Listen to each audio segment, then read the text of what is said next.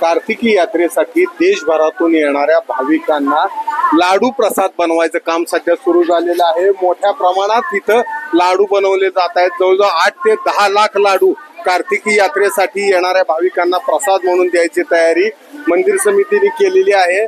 आणि ज्या पद्धतीने ह्या सगळ्या महिला आहेत ते देवाच्या नावाचे अभंग पारंपरिक गाणी म्हणत हे लाडू बनवायचं काम करीत आहेत।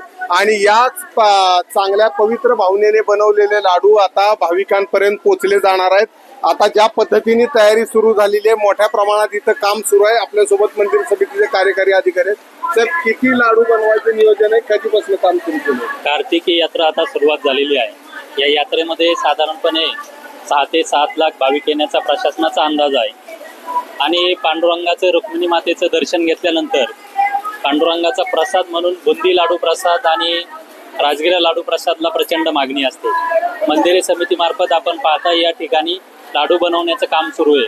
मंदिरे समितीचं जे नियोजन आहे त्याच्यानुसार 8 ते 10 लाख बुंदीचे लाडू आणि 1 लाख राजगिऱ्याचे लाडू बनवण्याचं नियोजन आहे। आपण पाहता या ठिकाणी अतिशय भक्तिमय वातावरणात लाडू बनवण्याचं काम सुरू आहे।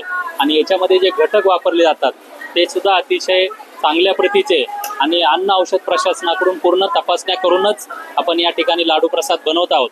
त्यामुळे निश्चितच येणाऱ्या भाविकाला दर्शन घेतल्यानंतर जो पांडुरंगाचा प्रसाद मिळणार आहे तो चांगला गुणवत्तापूर्वक देण्याचा मंदिर समितीचा मानस आहे। तर आषाढीला ज्या पद्धतीने अंदाज धरला होता त्यापेक्षा खूप जास्त म्हणजे 28 लाख एआयने मोजली होती। कार्तिकीचा अंदाज असाच होऊ शकेल?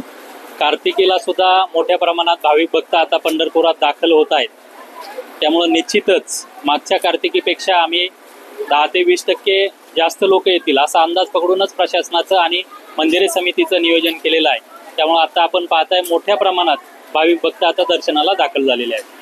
तर अशा रीतीने जवळपास 10 लाख लाडू प्रसाद जे आहेत विठ्ठल रुक्मिणीचे हे बनवण्याचं काम अंतिम टप्प्यात आलेलं आहे। अशा रीतीने हे लाडू कागदी पॅकेटमध्ये पॅक करून आता भाविकांसाठी विक्रीला ठेवले जाणार आहेत। आणि ज्या कितीही भाविक आले तरी त्यांना हा लाडू प्रसाद कमी पडणार नाही याची खबरदारी मंदिर समितीने घेतलेली आहे। कॅमेरामन सचिन जाडेसह सुनील दिवाणी, एबीपी माझा। एबीपी माझा, उघडा डोळे बघा नीट।